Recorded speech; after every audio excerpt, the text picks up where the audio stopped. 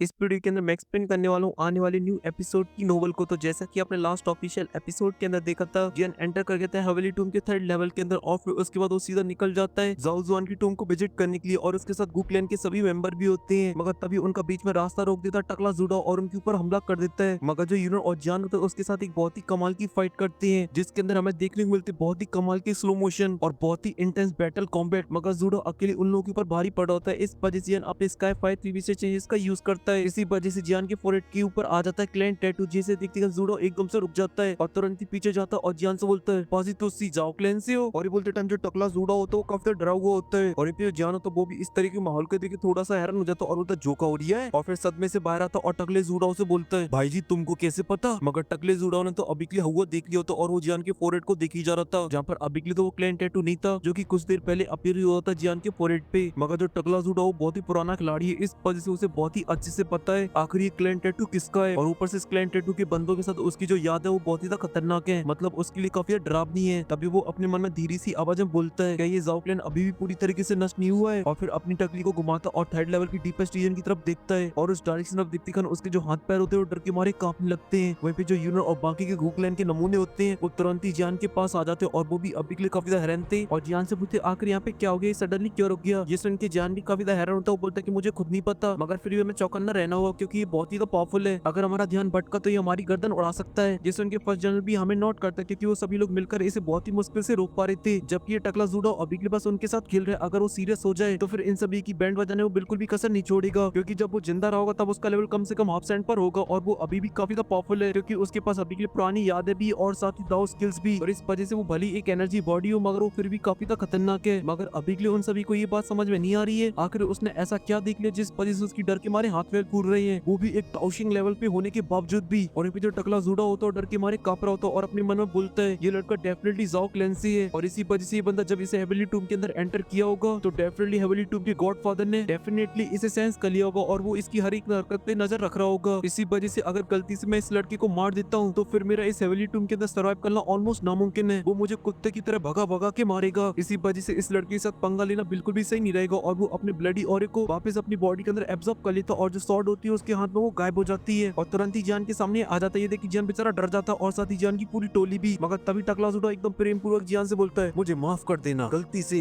थोड़ा इधर उधर निकल गया। लेकिन पाजी अब आप बिल्कुल भी टेंशन ना लो, अपना यहाँ से एकदम प्रेम पूर्वक निकल लो, कोई कुछ नहीं बोलेगा। मैं तो गलती से भी नहीं बोलूंगा आपसे कुछ, क्योंकि आपकी जो किस्मत और आपका जो बैकग्राउंड है वो बहुत ही खतरनाक है। ये सुन के वहाँ पे खड़ी हुई जितने भी लोग होते सभी के सभी एकदम से भौचक्के से रह जाते हैं और जियान और यूनो एक दूसरे को देख रहे होते हैं और अपने मन में बोल रहे होते हैं आखिर इससे क्या हो गया, सडनली इसने अपना फैसला कैसे चेंज कर लिया। मगर जो टकला जुड़ा होता है इस बात पे बिल्कुल भी ध्यान नहीं देता और बोलता है मेरे चंगू मंगू अभी के लिए आपको इतना ज्यादा हैरान होने की जरूरत नहीं है, बल्कि मैं आपको एक ऐसा रास्ता बताऊंगा जिससे आपको कोई दिक्कत नहीं आएगी। जहाँ पे आप जाना चाहते हो आप बस सीधे बेस्ट डायरेक्शन की तरफ चले जाइए आंख बंद करके, कोई भी एनर्जी बॉडी आपको डिस्टर्ब करने की हिम्मत नहीं करेगी। लेकिन जो जियान होता है उसे अभी के लिए कुछ भी समझ में नहीं आ रहा था और वो अपनी गैंग को देख रहा होता है और उनसे इशारे इशारे में बोल रहा होता है क्या करना है भाइयों, क्या ये अच्छा बच्चा बन गया है या फिर ये एक्टिंग कर रहा है। तो ये सुन के वो सभी लोग इशारे में बोलते जो भी हो अभी के लिए हम लोग निकल लेते हैं यहाँ से। ये सुन के जियान हमें नोट करता और टकले जुड़ा को ग्रीट करता और बोलता है थैंक यू एल्डर हेल्प करने के लिए, और फिर अपनी गैंग को लेके पतली गली से निकलने लगता है। मगर वो सभी लोग अपनी दिखी को अपनी बाहर निकाले रहते हैं क्योंकि वो रिस्क नहीं लेना चाहते थे और आगे देखने की जगह पीछे देखते रहते क्योंकि उन्हें ऐसा लग रहा था कि वो पीछे से हमला ना कर दे। इस वजह से एकदम फुल चौकन्ने होते वो सभी की सभी और ऐसे वो लोग 1 किलोमीटर तक ट्रेवल करते और जब वो देखते कि सैंड जुड़ा कोई एक्शन वगैरह नहीं ले रहे हैं तो वो सभी तुरंत ही अपना एकदम छठवा गेट डालते और सीधा प्रेस कर देते एक्सीलेटर को और सीधे चले जाते थर्ड लेवल के डीपेस्ट रीजन के अंदर। वहीं पे जो टकला जुड़ा होता है वो देखते कि वो चले गए, तभी उसके चेहरे पे एक स्माइल आ जाती है और वो भी डीप रीजन की तरफ देखता और बोलता है मालिक साहब मैंने इस लड़की की जो मदद की उसके अकॉर्डिंग मुझे एक गिफ्ट तो मिलना चाहिए। अब आप जब भी अपनी हवेली टूम से बाहर निकले और इस थर्ड लेवल की साफ सफाई को स्टार्ट करें उस टाइम मेरी जान को बख्श देना, ये मेरी आपसे छोटी सी रिक्वेस्ट रहेगी। और इतना बोलते हैं जो टकला जुड़ा हो तो वो अपने टकले को खुजाता और फिर वहां से निकल लेता है और फिर इसी के साथ सीन कट होके आ जाता है जान की टोली के ऊपर जो कि अभी के लिए काफी डीप रीजन के अंदर आ चुकी थी। अभी जो फजल हो तो पीछे देखती हुई जान से बोलता है अभी के लिए मुझे समझ में नहीं आ रहा उस टकले जुड़ाव का, वो तो एक टाइम पे हमारे खून को पीना चाहता था, उससे तो बड़ा पसंद आ रहा था, मगर अचानक से उसे ऐसा क्या हो गया, उसका बिहेवियर हम लोगों को लेकर इतना सडनली चेंज हो गया। ये सुन के जो जाना तो बिना कुछ सोचे समझे बोलता है अभी के लिए तो मुझे नहीं पता, उसने मुझे बहुत ही ध्यान से देखा और उसे लगा कि मैं जाओ क्लैन से हूँ, तो वो एकदम से अच्छा बच्चा बन गया। ये सुन के यूनो बोलती सोएनगा का शायद अभी के लिए आपको नहीं पता है, लेकिन जब आप स्काई फायर थी मिसेज चेंजेस को यूज करते जिस वजह से आपका जो ऑरा है वो फोर्सफुली सडनली बढ़ जाता है, तब आपके फोरहेड पे साओ क्लैन का क्लैन टैटू अपीयर होता है, जो कि कुछ ही पल के लिए विजिबल होता है। मगर जो टकला जूडा हो उसने उसी टाइम पर उसे देख लिया होगा और वो जैसा कि एक पुराना वॉरियर इस वजह से वो बहुत ही अच्छे से जानता होगा जाओ क्लैन के मेंबरों को भी। ये सुन के जो जियान होता है एकदम से फुल वचक्का सा रह जाता और बोलता क्या कौन से क्लैन का टैटू। ये सुन के वहाँ पे सभी लोग हैरान हो जाते और बोलते जाना पता कौन से क्लैन का टैटू। तभी फर्स्ट जनरल अपने 2 कदम आगे बढ़ाता और जियान के पास आता और बोलता है भाई तुझे नहीं पता है मगर तेरे फोरहेड पे अपीयर होता है जाओ क्लैन का टैटू,